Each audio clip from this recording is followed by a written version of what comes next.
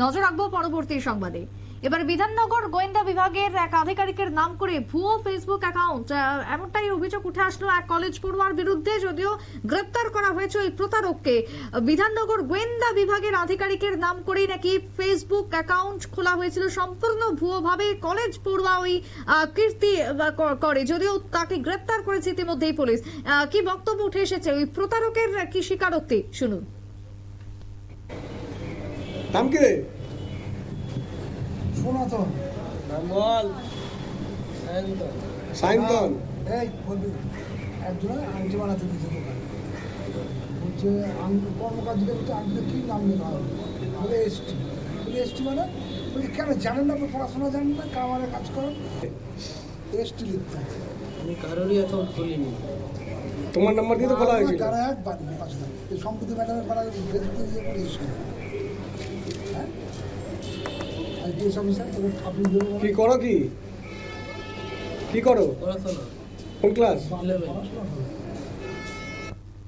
আপনারা শুনলেন ওই প্রতারকের স্বীকারোক্তি। টেলিফোন লাইনে রয়েছেন সাংবাদিক অঞ্জন শুক্ল। অঞ্জনদা, বিধাননগর গোয়েন্দা বিভাগের আধিকারিকের নাম করে ভুয়ো অ্যাকাউন্ট খোলা হয়েছিল, এমনই অভিযোগ।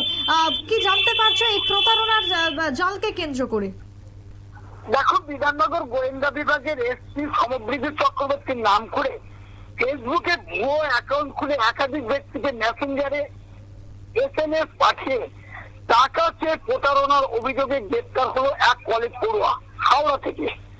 গত 9 নভেম্বর বিধাননগর সাইবার ক্রাইম থানায় একটি লিখিত অভিযোগ দায়ের হয়।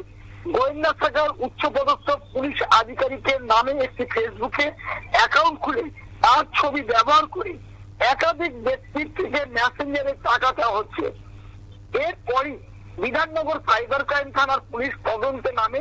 তার পরবর্তী ক্ষেত্রে হাওড়া এলাকা থেকে সায়ন্তন দাস নামে এক কলেজ ছাত্রকে গ্রেপ্তার করা হয়। হাবড়ার বাসিন্দা এই কলেজ ছাত্র। আজ এই অভিযুক্ত কলেজ ছাত্রকে আদালতে পেশ করে নিজেদের হেফাজতে নিয়েছে বিধাননগর সাইবার ক্রাইম থানার পুলিশ। এখন ব্যাপার, পশ্চিমবঙ্গে যে এইভাবে সাইবার ক্রাইমকে জাল যে ছড়িয়ে পড়ছে তার কিন্তু আর একটা প্রমাণ পাওয়া গেল। যেহেতু বিধাননগর গোয়েন্দা বিভাগের আধিকারিকের নাম করে ফেসবুকে ভুয়ো অ্যাকাউন্ট করে প্রতারণা করছে, অথচ পুলিশ জানতে পারেনি এতদিন। এটা কিন্তু একটা বিশাল চিন্তার ব্যাপার কিন্তু রাজ্যবাসীর কাছে। এক্ষেত্রে কি ওই কলেজ পড়ুয়া একাই জড়িত, না এর সঙ্গে অন্য আরো কেউ জড়িত থাকতে পারে? কি মনে হয় প্রাথমিকভাবে? দেখো, কলেজ পড়ুয়া ছাত্রকে এইবার নিজেদের হেফাজতে নিয়ে জানার চেষ্টা করবে এই কাণ্ডের সাথে কারা কারা যুক্ত, এই অর্থ কোথায় যায়, এর মাথাটাকে, এগুলো কিন্তু পুলিশ জানার চেষ্টা করবে।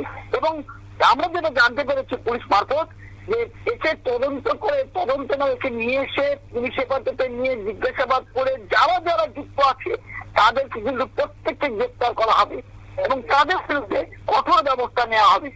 বেশ, ধন্যবাদ অঞ্জনদা। অর্থাৎ এই মুহূর্তে দাঁড়িয়ে কলকাতা থেকে গ্রেপ্তার হয়েছে ওই ছাত্র যে প্রতারণার ছক পেতেছিল, তবে এর সাথে আর কারা কারা জড়িত রয়েছে সবটাই তদন্তের মাধ্যমে বেরিয়ে আসবে বলে ইতিমধ্যেই জানাচ্ছেন কলকাতা পুলিশ।